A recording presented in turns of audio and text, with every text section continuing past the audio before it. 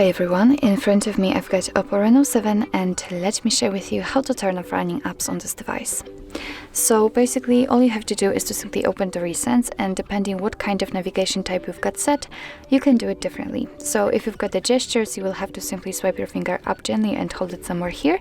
And if you've got the navigation buttons, then you will have to tap on the button with 3 bars icon. So let me enter the recents, and as you can see right here we've got all previously opened apps. So if you want to, you can close only one of it and just find it and swipe it up just like that. But if you've got a lot of them opened, then simply tap on close all. As you can see, we just got back to the homepage, so let's enter the recents to check, and here we've got no recent items, which means that we just successfully closed all background apps. So actually this is it. This is how to turn off running apps in your OPPO Reno7. Thank you so much for watching. I hope that this video was helpful, and if it was, please hit the subscribe button and leave the thumbs up.